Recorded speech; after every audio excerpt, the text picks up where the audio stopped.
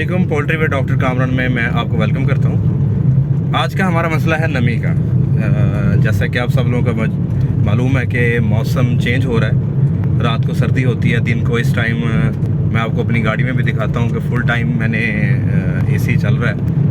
आप इसके बगैर बैठ ही नहीं सकते गाड़ी के अंदर। आज का मसला है नमी का। नमी बहुत कम हो जाती है दिन के टाइम पे, वेंट से हवा दें तो और गिर जाती है।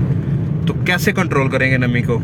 आज शेड विज़िट करते हैं और आपको साथ साथ मशवरा देता हूँ कि कैसे इस सीज़न में आप नमी को कंट्रोल करेंगे अपने बर्ड की।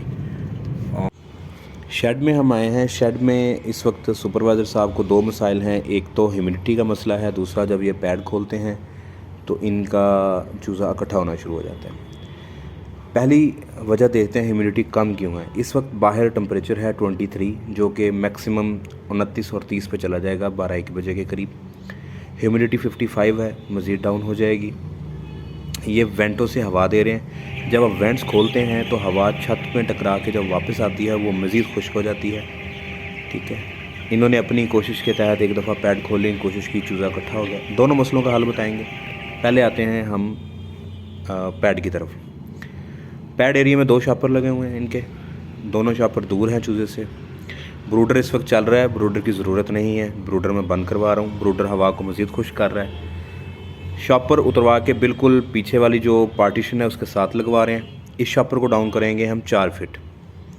इससे जो पीछे वाला शॉपर है उसको हम डाउन करेंगे 2 फीट। बाहर जो पैड है हम उसको ओपन करेंगे 1.5 फीट।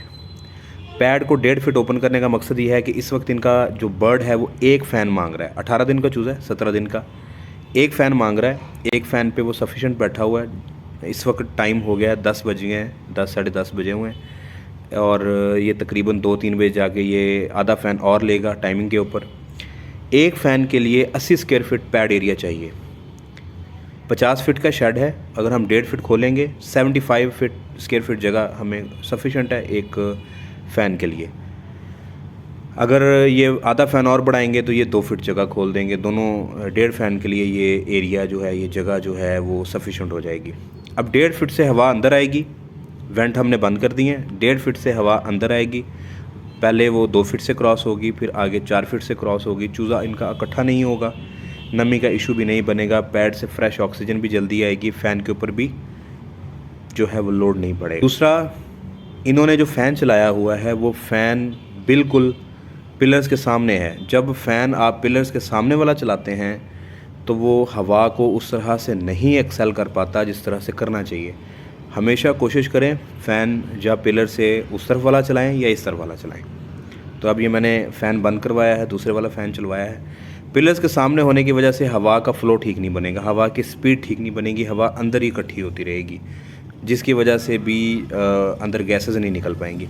वेंटिलेशन का बेसिक पर्पस ये है कि हमने अमोनिया को, कार्बन मोनोऑक्साइड को, कार्बन डाइऑक्साइड को हमने बाहर निकालना है और ऑक्सीजन इनको देनी है। अब हम आते हैं नमी की तरफ। अब मज़ीद नमी कैसे बढ़ाएंगे? मज़ीद नमी बढ़ाने के लिए 2 से 3 आइडियाज़ हैं जो कारआमद है। पहला आइडिया ये है कि हम चूज़े के ऊपर नीम गर्म पानी का मेंथोल डाल के स्प्रे करवाएं। कोई भी अच्छा एसेंशियल ऑयल ले लें। आप एम्ब्रोक्सिल का, ब्रोमोहेक्सिन का स्प्रे नहीं कर सकते, फ़ायदा नहीं है, इफेक्टिव नहीं। आपने लेनी है एसेंशियल ऑयल। आप उसको 20 लीटर के टैंकी में डालें, नीम गर्म पानी में आप बर्ड के ऊपर स्प्रे कर दें। 2 दफ़ा स्प्रे करवा दें, सफिशेंट है।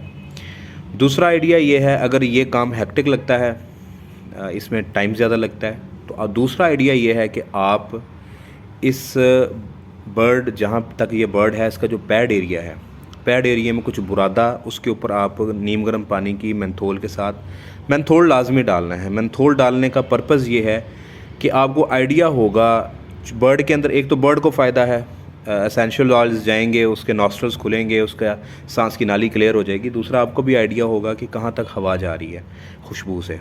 या फिर आप दीवारों के ऊपर और पिलर्स के ऊपर स्प्रे कर दें, नमी का मसला हल हो जाएगा। तीसरा हल ये है कि पटसन की जो बोरियां होती हैं गंदम वाली, वो ले लें, पैडों के साथ बांध दें, उनको गीला करते रहें वक्तन फ़वक्तन। दिन के टाइम ज़्यादा इशू बन रहा है नमी का, ठीक है। चौथा हल यह है कि अगर आपके पास पैड्स पड़े हुए हैं, कूलिंग पैड्स, उनको काटें, उनके टुकड़े वेंट्स में लगा दें। अगर आपने हवा वेंट से देनी है तो वेंट के अंदर वो पैड्स रख दें और उनको पानी से भिगो दें। एक साइड पे लगा दें, दोनों साइड पे लगा दें, एक साइड पे लगा दें। स्प्रे करना या पानी में डुबोना उनको आसान हो जाएगा जितने एरिया में बर्ड है। इसके अलावा जब आपने पैड ओपन कर लेने हैं तो नमी का इशू उससे रिज़ॉल्व हो जाएगा। आप जब पैड्स एरिया हल करने के खोलने के बाद भी नमी का इशू हल ना हो तो फिर ये जितने मैंने तरीके आपको बताए हैं ये सारे आप इस्तेमाल करें। इससे नमी का इशू, इसका नमी का मसला हल हो जाएगा। नमी हमारे ब्रॉयलर फार्मिंग में बहुत ही अहम किरदार अदा करती है। नमी इस वक्त बर्ड को जो चाहिए, जो रिक्वायरमेंट है पूरे सीज़न में, वो 60 से अबव नमी चाहिए। नमी जब कम होती है ट्रेकिया के अंदर लैसिरेशन स्टार्ट हो जाती हैं, गर्म हवा से लंग्स ख़राब होना शुरू हो जाते हैं, रेशा अगर बन रहा है तो वो जमना शुरू हो जाता है। बर्ड अल्टीमेटली प्लग्स की कंडीशन की तरफ चला जाता है, मुंह खोल के लंबी गर्दन करके सांस लेगा, पेंटिंग्स होंगी।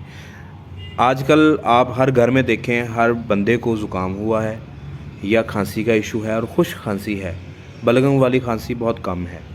ये नमी ना होने की वजह से है। नमी जब हवा में नहीं होती तो हमारे लंग्स म्यूकस सिक्रीट करना शुरू कर देते हैं, रेशा बनना शुरू हो जाता है। अल्टीमेटली हमारे लंग्स के जो ब्रोंक्यूल्स हैं वो सूज जाते हैं। इसी तरह बर्ड के सूज जाते हैं, वो फिर उसमें कुराइज़े वाली आवाज़ें स्टार्ट हो जाती हैं। ये सारे तरीके जो मैंने आपको बताए हैं, ये नमी, इनसे नमी कंट्रोल हो जाएगी। और ये जो मौसम इस वक्त है हमारा फरवरी मार्च का, इस 2 माह के अंदर नमी का इशू ज़्यादा रहेगा। उसके बाद फिर नमी कम रहने का इशू ज़्यादा रहेगा। जैसे ही फिर पैड चलना शुरू होंगे तो फिर नमी ज़्यादा रहना शुरू हो जाती है। वो एक अलग टॉपिक है, उसको कैसे हमने चेक करना है उसकी भी बाद में बात करेंगे। तो उम्मीद है आपको ये वीडियो पसंद आई होगी, आपको मशवरे अच्छे लगे होंगे। आपकी नज़दीक कोई अच्छा आइडिया है तो कमेंट सेक्शन में लाजमी बताएं। वीडियो को लाइक करें, सब्सक्राइब करें और शेयर करें। अल्लाह हाफिज़।